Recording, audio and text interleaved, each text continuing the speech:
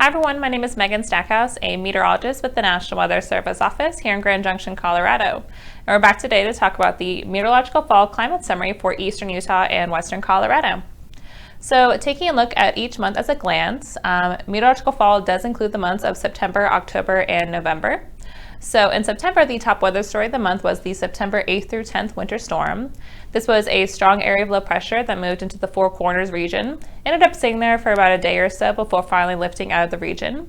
But before it left, it ended up bringing us some pretty good snow, with generally 5 to 10 inches of snow in the mountains, with upwards of 16 inches reported in the southwest San Juan Mountains. Moving ahead to October, the top weather story of the month was the October 24th through 26th winter storm. Those of us here in the Grand Valley will remember this, where we had 4 to 8 inches of snowfall with this system. We generally had 5 to 15 inches of snow in the northern and central zones.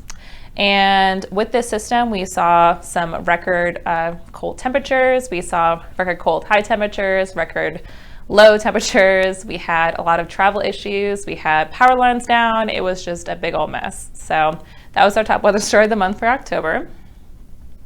Moving ahead to November, the top weather story of the month was the containment of the Middle Fork wildfire.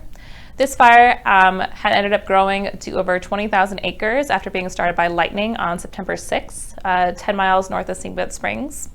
And thankfully, with the consistent snowfall, it was finally able to reach containment status on November 17th. Now taking a look at high temperatures for meteorological fall. High temperatures, all of them occurred in September, around September 5th and 6th, where we ended up seeing Candylands. They were at 102 degrees on September 6th. Grand Junction, we topped out for the season at 99 degrees, as well as Rifle on September 5th. The coldest high temperature for the season was Aspen with 88 degrees on September 5th. Looking at cold temperatures for the season, in the wake of that system, October 24th through 25th, that's when we tended to see our coldest temperatures for the region for several sites. The coldest was Meeker with negative 17 degrees on October 27th. The most mild low temperature for the season was Grand Junction with 11 degrees. Durango and Candylands both bottomed out at 10 degrees. And several other climate sites were also in the negative digits for the season for their coldest low temperature.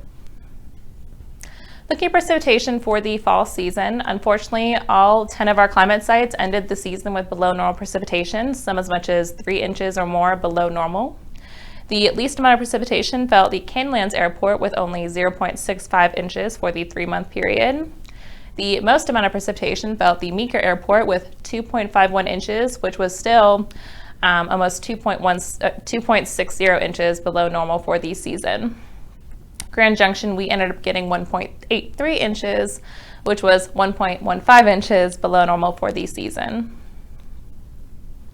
So as we know, the drought has been continuing in our area, and unfortunately for the winter season, or the months of December, January, and February, the drought outlook is still seeing the drought being expected to persist for our region. And looking ahead to the Climate Prediction Center's outlook for the months of December, January, and February, or meteorological winter. Right now, odds are favoring above normal temperatures for eastern Utah and western Colorado, and below normal precipitation is favored for southeast Utah and southwest Colorado, while we don't really have much guidance favoring either above or below normal precipitation for the rest of the forecast area. And that wraps up our meteorological fall climate summary for eastern Utah and western Colorado. As always, thanks for tuning in, and we will see you all next season. Bye, guys.